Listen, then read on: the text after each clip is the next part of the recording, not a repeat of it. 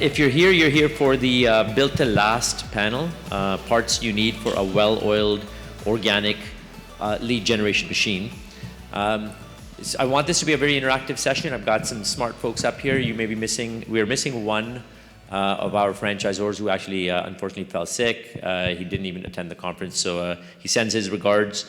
But we did find a solid replacement with Mr. Dan Claspin. I'll let him introduce himself. So a couple of things. I would like to first off have my panelists introduce themselves, just a little bit about themselves, their background, some of the companies that they've worked for, and to just get us started with that, maybe we can start with Chris. You want us to kick us off here? Yeah, happy to. There we go. Give it a shot now. All right, happy to start off. Thank you for having me here today. My name is Chris Larson. I'm the Vice President of Franchise Development for a company called Sonny's Barbecue out of Florida. We're a 57-year-old company with 94 locations, so why am I here? We haven't franchised in 20 years. So a lot of learnings for Sonny's out of this event. Prior to that, I spent a number of years, 20 years or so, with Dunkin' and Baskin-Robbins. I've been with Ace Hardware, School of Rock, Bojangles, Napa Auto Parts, all formula businesses my whole life. And not the first time I had to rebuild a lead generation campaign. So happy to be here with you guys today. And when my comments you'll hear today will be a little bit about Sonny's. I've been there 4 months now, but also about other things we've done in the past with other brands to change the brands. Excellent, excellent. Dan?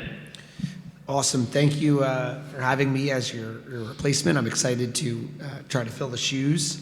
Dan Claps, I'm the CEO of Voda Cleaning and Restoration. We're a cleaning restoration franchise with 150 territories around the country, 60 owners, and we have done our development 2/3 through consultants and another third through all organic, and so excited to talk about that. Prior to acquiring Voda and franchising the business, I was in the lead generation space in franchising from 2016 to 2022. I built a company called Career Transition Leads, which does lead generation for franchise consultants and franchisors, and built that company until it was acquired by private equity in 2022. Prior to that, I was a franchisee with the Murphy system, and franchising is my home. Excellent. Ryan? I'm Ryan Comby. I'm the managing partner with Cornerstone Franchise Partners. We partner with either brands that aren't franchises and turn them into franchises, or we find brand new franchises, like less than 5 units, and partner. I've been a franchisee. I've been an executive with some of the largest franchise companies. I've launched 6 brands, and I've helped another probably 50 launch. So over my career, I've primarily been in franchise development. I've sold over 1,000 franchises, and I think I've only sold like 5 with a broker. So it's all been, I've really only ever done organic lead generation. Excellent. Okay, excellent. And myself, my name is Jam Hashmi. Jamshed Hashmi is my strong Irish name, in case you wanted to look that up. I'm the CEO of ClickTex and FranchiseSoft. So early part of my years, 12 years of my life, when I got out of university, I was working with a franchisor. Sold about 600 locations for them doing franchise development. 2/3 of that came in from organic lead generation, because we were kind of a powerhouse in generating leads through that organically.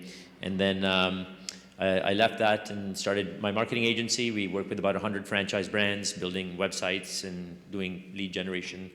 And then I had some spare time on the weekends, so I built a software company called FranchiseSoft. We have about 75 brands on that. It's a franchise management end-to-end software. So that's a little bit about me. Let's get us started. First thing that I wanted to talk a little bit about is, when we talk about organic lead generation, there are folks that may not really know what that means. Because in our industry, that means something very specific. So maybe we can get us started on just kind of defining what is organic lead generation, and talk a little bit about, in your brands respectively, how you segmented organic from some of the other channels for lead generation, and budgets that you had looked at as well. So Chris? Yeah, happy to. And organic lead generation is a whole lot different than it was 20 years ago. 20 years ago, organic lead generation was boots on the ground kind of things that made a difference. And today, organic is the things you can do for yourself and your website and your own environment to attract consumers. And when you look at your franchisees and your rates, right? You know, we've got a 1.82% conversion rate from lead to sale. 30% conversion rate when you get from application to close or to sale. So there's a lot of people and a lot of opportunities to touch their pocketbooks and their hearts and their souls to become part of your organization. Most brands, on average, according to Franchise Update Media, spend about $263,000 a year on media. If you're using brokers, it's going to be another $79,000 on top of that. Then that turns into about $14,000 per sale on average per cost, right? Or $253 per lead when they come in. What does all that mean, and what do you do with it, and how do you make a difference? You know, across the industry, franchising in general, not a specific subset, but about 45% is spent on digital. About 15% of your spend is on your own website. So how do you update that and keep that relevant? 14% on PR, public relations, and building that part of your business out. And 11% on trade shows, 9% on email marketing. So the question that you had there is how have I done it? How have I spent my money in the past? And these are my numbers. So it's not going to be the same for you, but how am I spending my money to get the highest close ratio within all those things? I spent about 32% of my budget on pay-per-click, spending money to get people to come in. It's not necessarily organic, but part of my budget, since we're talking about that. 21% on SEO, search engine optimization, 16% on social media. Varied degrees of responses through that, or successes rather through that, but that's okay. 11% through portals. Portals have changed even in the last 5 years or 10 years as well, but they're still an important part. And then about 8% of my budget goes towards email marketing and email follow-up. Because we've got to touch people in different places, because they're going to learn differently, they're going to know about us differently. You know, it's Halloween almost, right? So Halloween, you think about, you know, the ghosts lurking in the background. Well, that's what our candidates do. They lurk in the background, they learn about us. And that's why I spend money on public relations. That's why I spend money on my website. That's why I spend money on all the things I can so that we're evergreen out there. And our candidates have a chance to learn about us before they contact us. And once they contact us, we have to make sure we're giving them the information as they need it, when they need it, in different formats that suit their purpose. That's great data. I've noted down some of these points, and I'm sure that as we open it up at the end for some questions, you know, I'm sure folks are going to want to have some questions on that. Dan, you know, you said that a majority of the deals that you've done in the past, and you've generated leads yourself. And I wanted to just specify, you know, when I talk about organic lead generation, certainly Google SEO comes to mind, website, like Chris was mentioning. But something that I find very powerful is organic, like social. I think you know a few things about that with some of the video content that's, of course, been put out. So how has Voda approached organic lead generation? You sold 100 and change territories. What a lot of folks may not realize is that you've accelerated that very quickly over the last 12 months. And, you know, a new brand coming into the market, generating leads organically, and of course, you know, through brokers as well. But can you talk a little bit about Voda's approach to organic lead generation? Hey, Ram, can I just say that's a great example, right? So there are a lot of emerging brands out here. We've talked to a lot of people. They've got one location or two locations. If you ever want to read the book on how to get from 0 to 110 in 12 months, get in his brain. Just the guy. You know, Yeah. no doubt about it. Yeah. Thank you. You know, you come to Springboard because as a franchisor, you get beat up, and you come here and beat your chest a little bit, feel a little bit better, a little more confident. Monday morning, I'll be all right.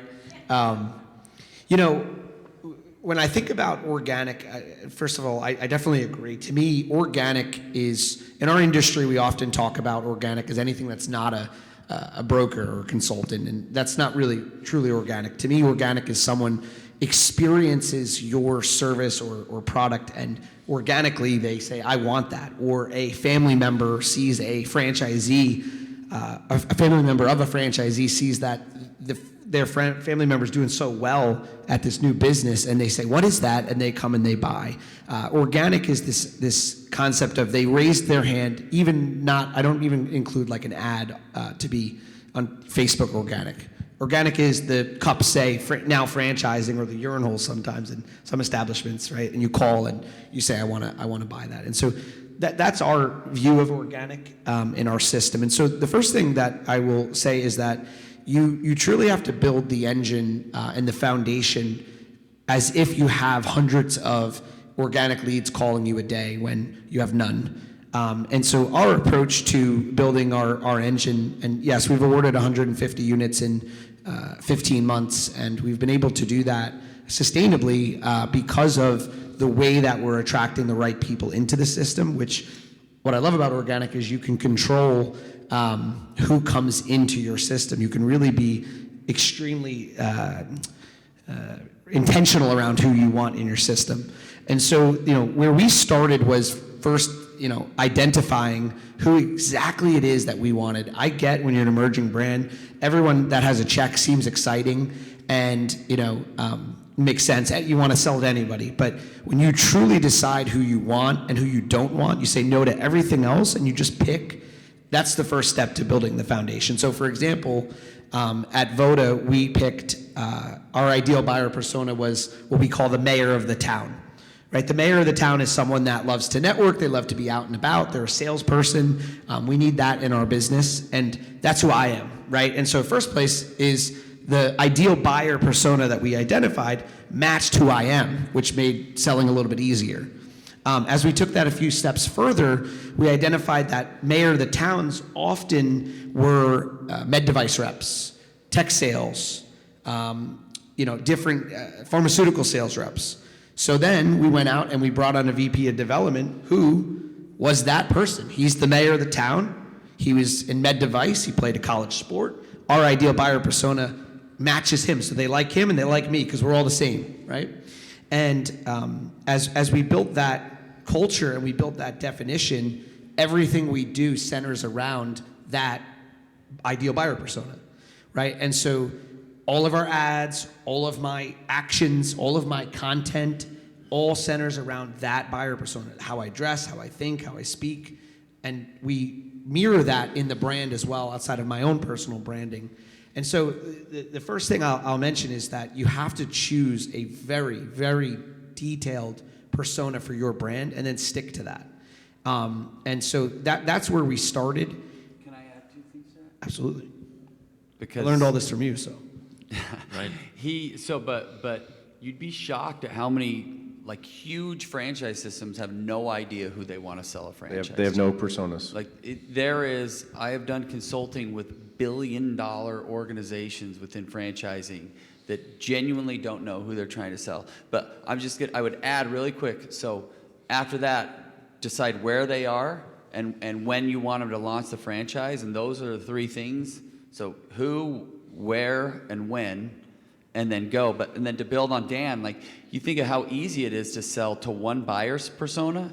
If you want to successfully launch 100 franchises in a year, think how much easier it is to train everybody that's from that same persona versus bringing somebody in that's an accountant, a salesperson, and a former history teacher. That's a tough class to train on how to do something. If you found all the same people, it really leads into the operations and everything with it. Sorry, Dan, I cut you off, but you inspired me to jump in. No, I'll pass it to you because I truly mean I learned a lot of this from Ryan. I was at a springboard just like this probably 2 years ago, and this idea was very much clear to me as we were planning what to do with Voda. And so to take it a step further, on building that engine, we figured out, well, who is as you said, who, where, and where are they hanging out? You have to figure out the bait that's going to attract your ideal franchise owner. And so what we realized was our advertisements on Facebook or my content on social media has to appeal to the things that they also share, right? So, for example, if I'm going to run a Facebook ad targeting the mayor of the town, and I know that they drive F-150s and they listen to Morgan Wallen, I'm going to have an ad with an F-150 in the ad and a guy or gal that looks like my ideal buyer persona, and I'm going to have Morgan Wallen playing in the background, right? And my ad is going to say, you know, life after being a sales executive with, you know, or excuse me, business ownership of a previous sales executive just like you, right? We're selling to people just like you. We're going to target people just like you. Our sales rep is going to be just like you. Our CEO is just like you. And when you come into our system, all of our franchisees, they're just like you. It absolutely catapults the brand's growth because of that flywheel that spins. And the last thing I'll say is, you know, when you're launching a franchise, this is going to sound a little funny, but it's as close to running a cult as I think you could get. Your first franchisees have to be true. They have to be true believers. That's True the term. believers. So yes, Yeah, yeah. it's like a cult. Yeah, so, you know, getting them to Back all to be the tattoo same. people. I call them back tattoo people. call 'em? They'll tattoo your brand on their back. Back tattoo people. Anyway, sorry. Dan, does anybody have a My Voter tattoo? I may or may have one. There's some. Well, hang on. There's some follow-up questions that I want to really deep dive into. I've been taking some notes here. We talked about organic content. I want to know about platforms. I want to understand how much budget there is that you're spending as an emerging brand. We're going to get to some of that stuff, Dan. So just keep that in the back of your mind. I do want to hear from Ryan, of course, talking a little bit about organic lead generation and his approach to it. He's launched a franchisor as well, multiple franchisors. So, the floor is yours. Well, I mean, if you're talking organic, obviously there's a difference between if you're a brick and mortar or if you're a service, right? Because organic for a brick and mortar is kind of easy, right? Like Dan said, you put it on the cups or you put a sign in the bathroom or whatever. And then you create a great experience and people come back. With services, it's a little bit different because you're going to somebody's house. And so if they have a great experience, the territory they live in is probably already sold, you know, so it makes it a little difficult. But I will reiterate what Dan said, like, you gotta know who, you gotta know where, you gotta know when.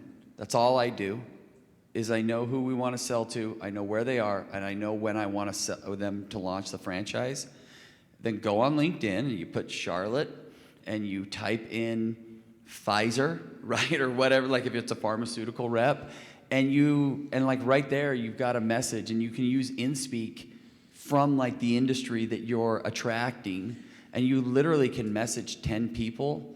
Like when I do that, my average cost of acquisition is $600. So, Acquisition of a lead or acquisition of a... no, to get a deal done, I'll spend about $600. Wow. And so, like, in fact, with Appel, we're on 12 franchises. I haven't spent any money yet. Wow. So for those who didn't catch Chris's earlier comment, the average cost of acquisition of a franchise, $14,000? I would say that's low, too.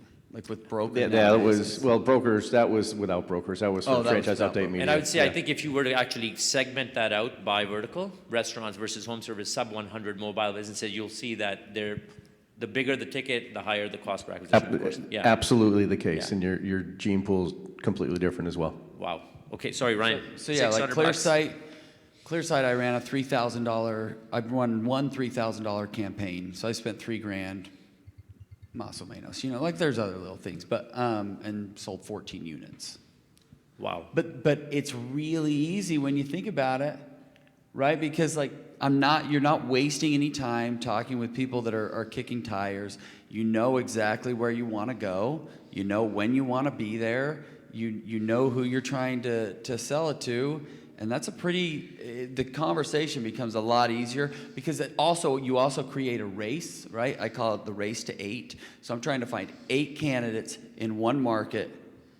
And then as I talk to them, you let them know that you're talking to other people. And it's like, and as soon as you do that, it's like, you're going to sell that territory. Like it's an average sales cycle of about 6 weeks for me. In fact, I won't talk to somebody if they're not ready to sign the agreement within 6 weeks. I'll tell them to call me back when they're ready to go in 6 weeks. So, did I hear you right? Are you using like LinkedIn? You're using LinkedIn's tools to very specifically target that? I'll send you a message. Where are you from? Where am I from? Yeah. Boston. Boston. So yeah, I'll send you a message. You're like, look, we've identified Framingham as the perfect place for our franchise, and this is why. And this is why I think you would be perfect at it. I've talked to a couple other people in your area. I'd like to send you over a webinar to see. And I make everything automated too, so I would never try to book a call with you.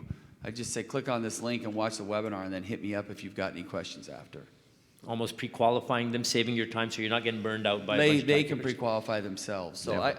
I give every, like, I'm kind of controversial on this, but there is not a thing that a candidate could text me that I wouldn't just send them. If you text me and it was the first time I met you and you're like, can you send me your FDD? I'd be like, yeah, here you go. Like, I don't ever try to do the whole, like, oh, well, you have to make them give you information first before you give them information. Like, everything's available. More for free. free-flowing. It's an open book, yeah. More free-flowing. And that's why you're at 6 weeks, where everybody in your sector is 12 to 14 weeks. Yeah. You're cutting it in half because you're getting the information. They're lurking out there, learning about your business, and they want to move when they want to move. So, like, I like the term lurking too, because it's 2024. If you think there's a single aspect of your business or like piece of information about your business that you have sole control over, you're wrong. Like you're kidding yourself. And so they can either get it from me or they can find it somewhere else. I'd way rather them have it from me. That's positive and negative stuff. And so yeah, you just give it to them. But again, there's a really big so here's a trick, and I've said this a bunch, so there's people that have probably heard me. But like, once you know where you're going to go, find the high schools in that area and learn what the mascots are. I've told Dan this trick. And then when you talk to somebody in that area, and you're like, well, oh, where'd you grow up? Oh, sweet. Where'd you go to high school? Ah, go Broncos. And they're like, what? It's like, no, I'm telling you, we have identified your area as the next place we want to go. Like, that's where we want to be. I know your area, because everybody thinks that their town is different than everyone else. I know that Voda works in Charlotte, but this is Las Vegas, or like whatever. And so if you let them know, like, no, I really found your area, like we really identified that as where we want to be. I really identified you as who I want to sell it to. Like, that's a pretty big boost of confidence. You learn somebody's high school mascot, sign the deal. Seriously. Like, it's done.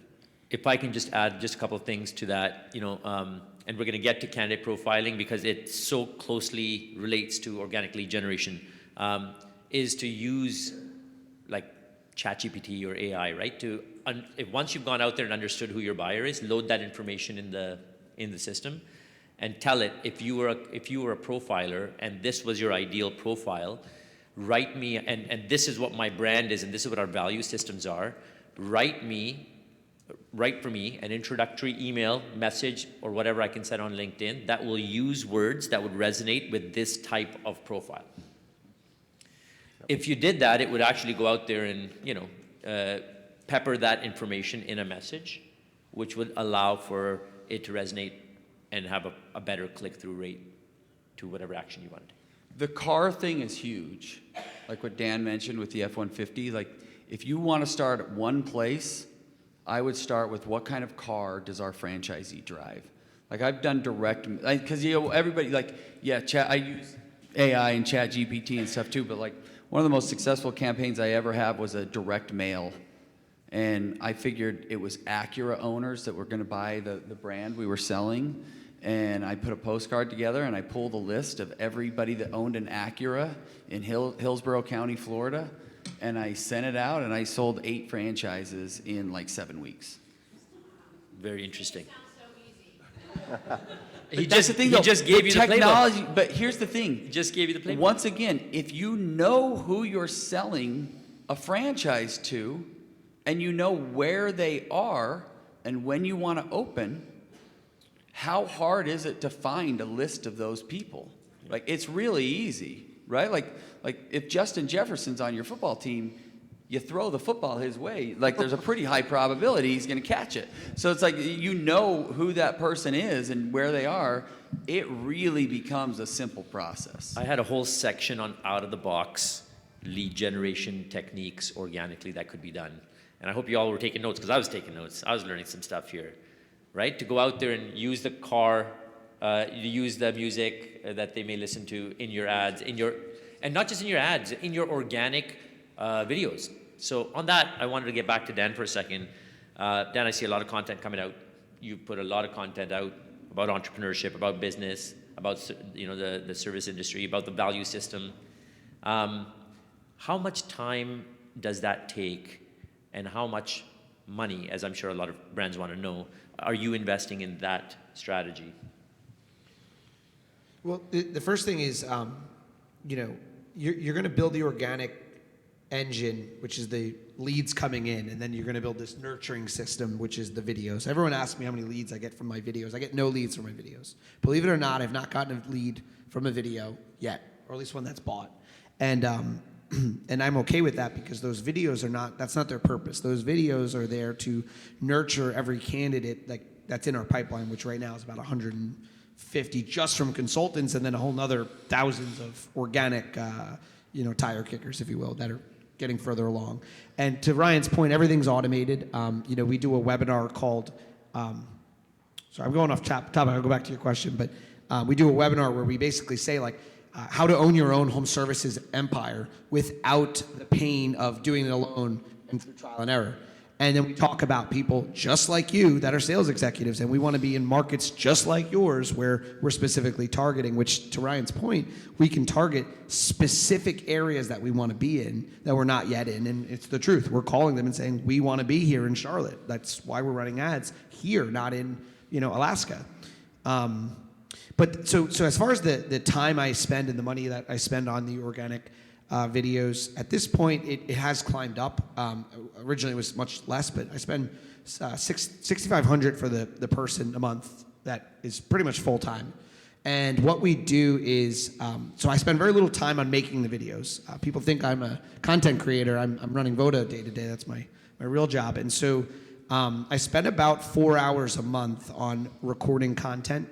He comes to me, we spend 4 hours, it's blocked off for the morning, and we change my shirt 10 times and location 10 times, or multiple times. And so we create this whole kind of, batching of videos that then go out.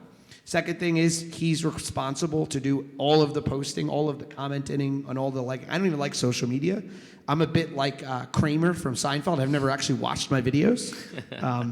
And so I spend very little time on it. The trick is you're already doing all kinds of things that you can make content. Like right now, it's killing me that he's not here right now filming this, but I think they're filming it. We're going to chop this up, and it's going to go on my social media. When we're training franchisees, my film guy's there recording. When we're doing Discovery Day. And at first, it feels a little strange. You feel like, who am I to have this film guy? But it works so well. And you're documenting the journey, too. And so, not to get philosophical, but I always think my future kids can look back and kind of see the journey. But I spend about 4 hours a month. Very nice. Okay. Chris, I'm going to put it on to you here, talking a little bit we talked about profiling, we talked about tools. Are there any tools that you know of, used in the past, that really help hone in candidates and then the profile that you're targeting? And how do you kind of go about that? Is there a strategy that you use in order to go out there and identify who before you identify the where and when? Yeah, it started out with who we don't want, because they are the ones that's your time suck in your job. Those are the guys, those folks that make an inquiry and take up a lot of your time and a lot of hope that they're going to turn into it. From there, we said, what does our competition look like? You know who your competition is. You know who they are. We do a search. We start right away with LinkedIn and say, okay, who is in this XYZ brand and who are the franchisees? And that turns into a Google search or a ChatGPT search. Give me the list of 5 franchisees that are listed in PR releases and news from this brand. And we take that information to find out who they are. If they're being quoted in the presses by another brand, they must be doing something right. So why wouldn't we want that same kind of person or same type of person? And by having that information and looking around at the competition, see what they're doing, it gives us an idea. If we want to hang out, like you tell your kids, if you have kids, hang out with the people you want to hang out with, dress the way you want to dress for success, same kind of thing with us. So we're dressing ourselves up for success every day by making our profiles what we want in the future. And like Ryan said, I've been involved with companies that had no profile. It was whoever comes in, we're happy with it. And well, they came in, but how come it takes so darn long to get them to the finish line? Because that wasn't our person in the first place. And then we take that external information, we look internally as well. Every brand has, maybe not every brand, but a lot of brands have people who have been around for a while, and people are brand new. People are really good, people may not be so good as well. Let those folks help you put your profile together as well. Who do you want to be in this organization with you as a franchisee? Because all boats rise, okay? If you have a bad franchisee, it's hard to be great when the guy next door to you is not so great.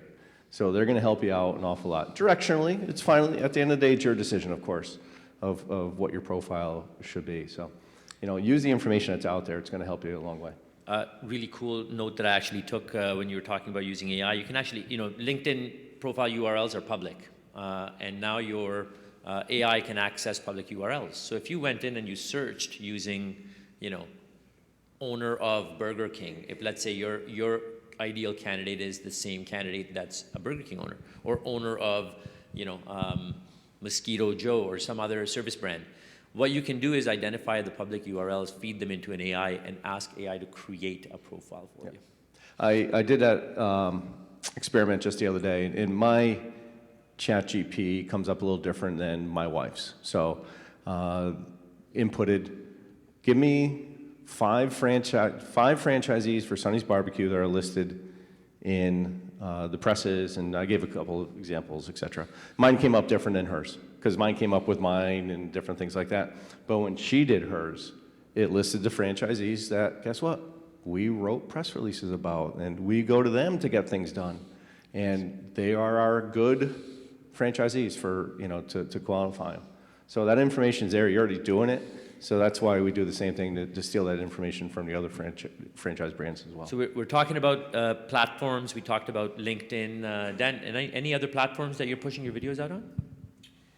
Yeah, I mean, we use, I don't know the tool, but we use a tool that, posts all the videos out to all of the platforms at one time, which is, obviously helpful. We schedule everything ahead of time, and those go out daily.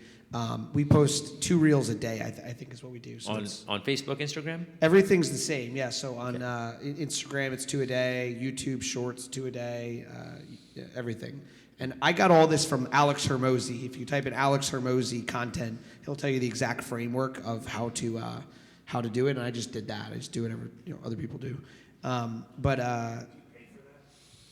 For that scheduling tool, yes, it's. So on the platforms, are you doing paid advertising Oh. on Meta, or are you just putting it out there and hoping, is it being targeted, geo-targeting, and on those social media platforms? Oh yeah. So we take my content and promote my content to prospective franchise owners the way that a brand would run an ad for Voda.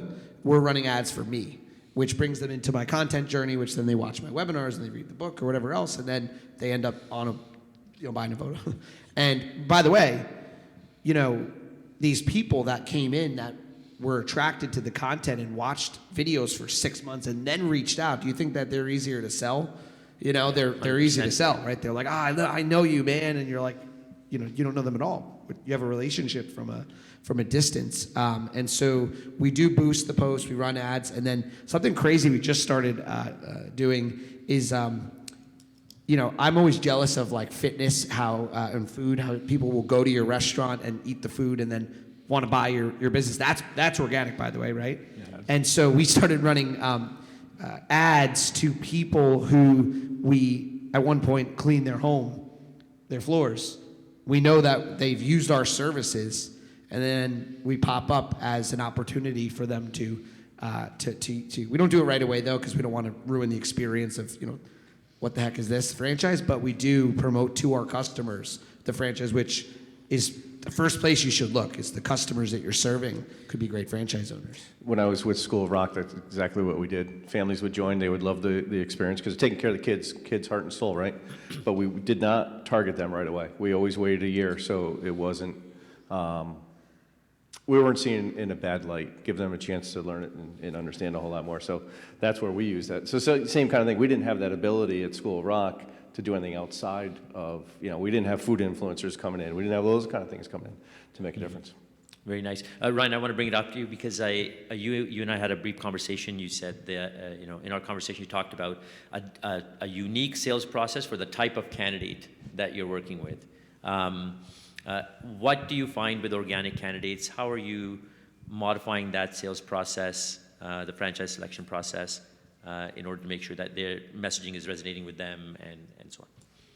Well, again, if you've got a pretty detailed profile on who you're selling to, it's a lot easier to put together a pitch for that person, right?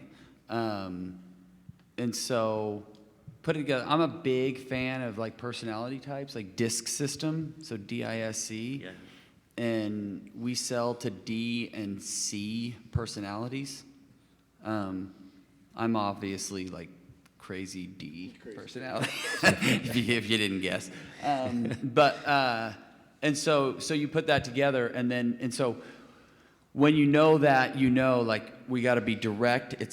You got to get to the details quick. You've got to do like no barriers to the communication. And like I said, I do webinars. It's all automated. So you get a webinar, you watch it. It's about 12 minutes long. The average person's commute is like 14 minutes, and so I always keep webinars under 14 minutes so they can listen to it when they're driving. And then text me any questions you have about it, or call me with any questions. And so then, like, nobody wants to sit there and be like, so let me tell you about Voda. We were founded in, like, you don't want to have that same conversation 100 times. And if somebody called me and was like, so tell me about Appel, I'd be like, Google it, man, and call me back. Like, I don't got time to give you the history of the brand. And so you just put that together, and it's a 12-minute webinar. Call me or text me questions, and then I'll send you the marketing webinar. Call me or send me questions, and then I'll send you the operations webinar, and then I'll send you the territory webinar. And it's just boom, boom, boom, boom, boom. And you want to get to where I used to actually, like, I did once an experiment where I kept a running clock on how much time I actually spent having phone conversations with somebody before I sold them a franchise. My record was 16 minutes. 16 minutes of phone conversations, and I got a deal. And they crushed it too. They were also the fastest franchisee to $1 million. Wow.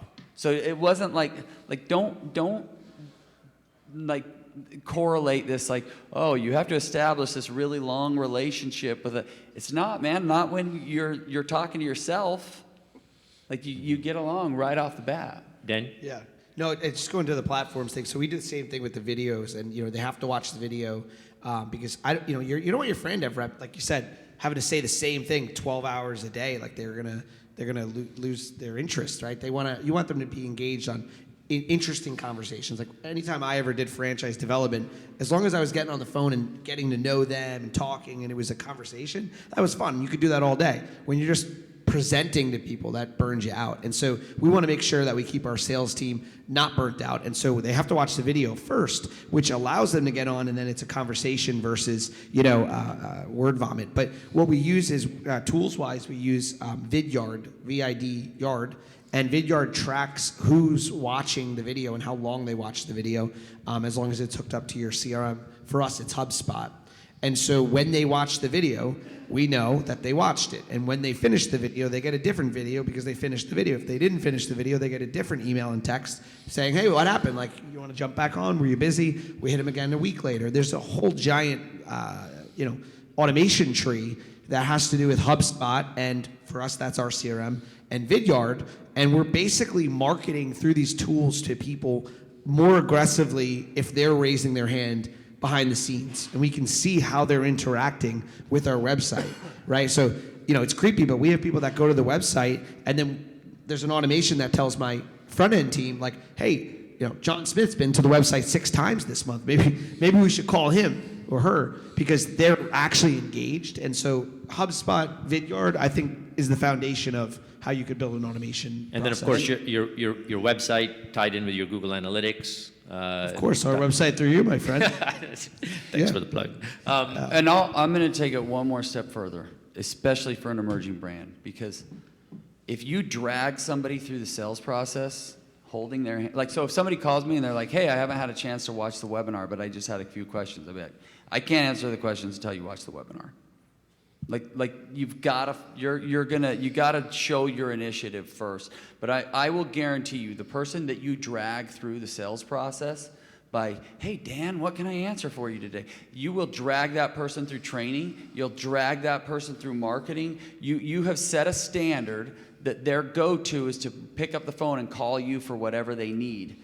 Instead of their default should be, oh, I've been given what I need. I need to ask questions about what I've been given versus just having somebody hold my hand. Like, you get an opportunity to establish that while you sell the franchise, because if you take that like 6-month process, you're gonna have a hell of a time training that person and getting them to do marketing and everything else. Like, they're gonna suck as a franchisee. I'm sorry, Chris, I'll say the last thing too. From the research I've done, there is an inverse correlation with the speed that somebody buys a franchise and the success that they do it. Like, the faster somebody buys, that person's gonna crush it. The slower they take, the longer they take to do it, it's just because they sat there and questioned themselves, they're gonna take longer to do everything else. Like, the faster somebody can make a decision, the better it is. And that's regardless, that's from a $2 million cost of entry to a $20,000 cost of entry. Don't think like, oh, well, my brand costs 500 grand. It's like, nope. If they have access to 500 grand, they make decisions the same way. Chris? Don't be afraid to stop those conversations, to your point. If you've scheduled a call with somebody and it's a video call and they are out for a jog and they're calling you, don't do it. Your time is more valuable than that, and they're not going to get anything out of it.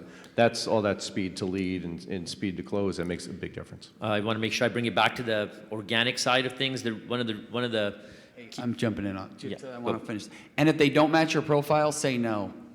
I've never sold a franchise to somebody, well, maybe one or two, but like normally within about 60 seconds, you know if this is going to be a person that's going to buy a franchise. If I'm 2 minutes into the call and I'm like, this person does not match our persona, I'll be like, hey, this isn't going to work out for you, but I can give you some other brands you could look at, but I know you're not a right fit for this, and I will end it like 3 minutes into the call.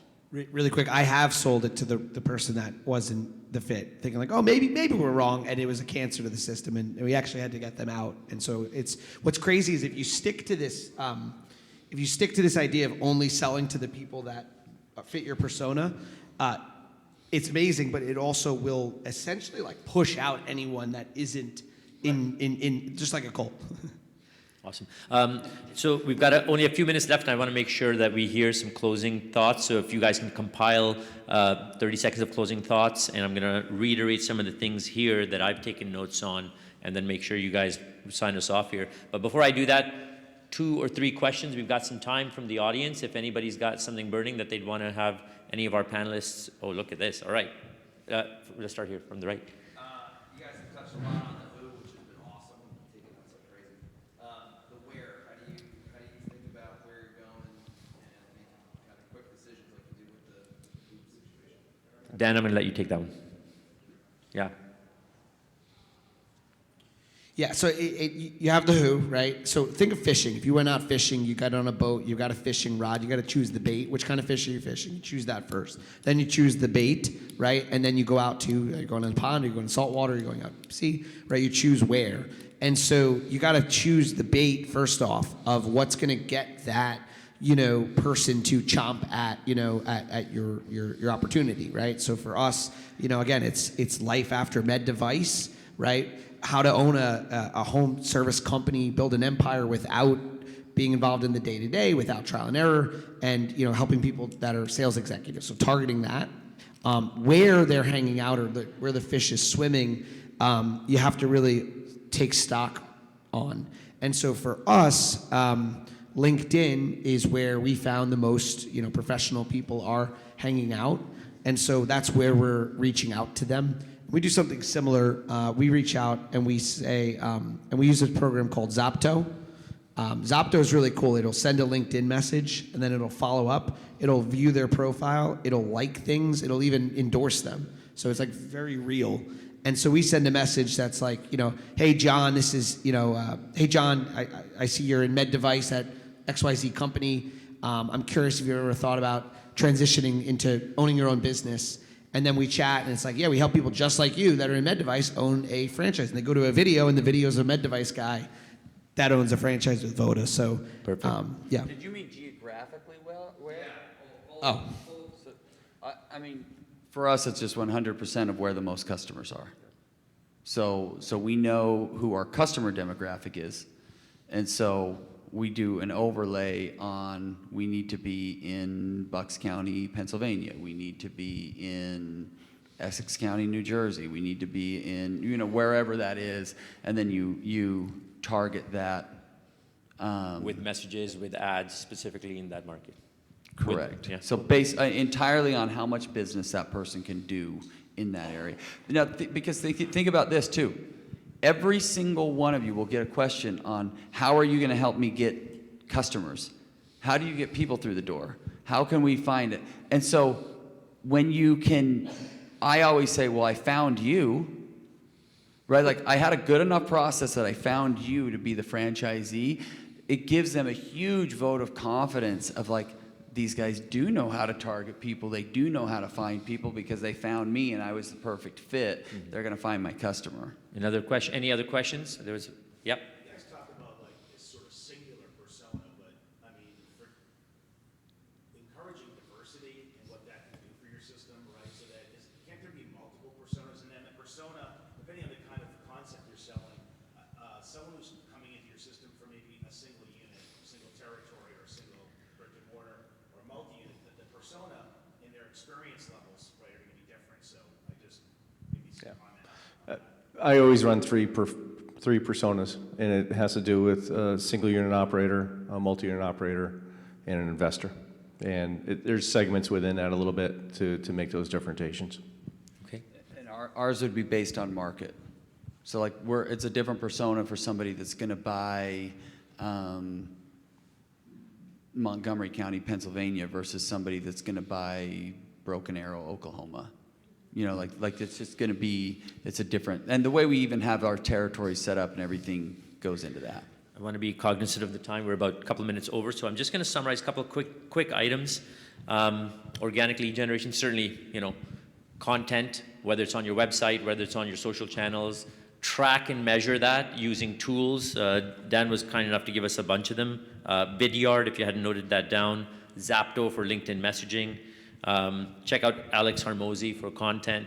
If you've got videos already and you want to quickly use AI to splice them into small, short-form videos to publish out, I find Opus.ai does a great job of that, 15-second clips. If you check out my LinkedIn profile, I think I did a podcast, and they used Opus.ai, automatically puts captions on and posts that video as well, so it's pretty a cost-effective tool.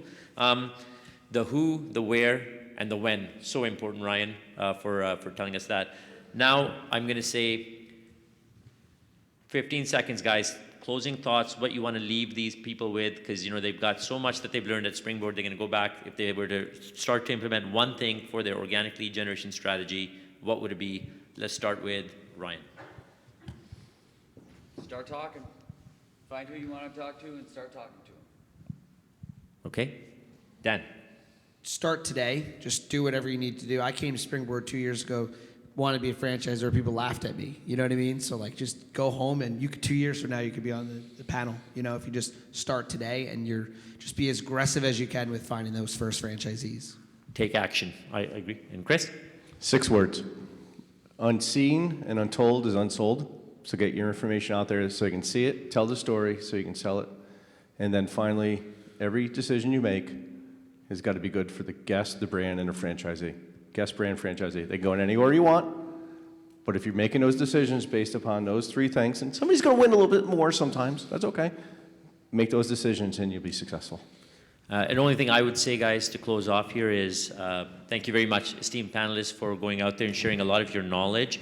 And I would say one thing, reach out for help.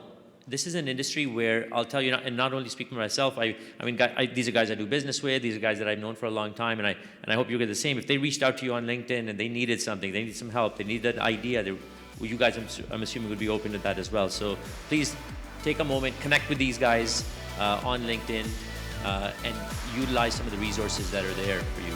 Just a round of applause for the three panelists here, guys, everybody. Thank you so much. Next session is closing session down in the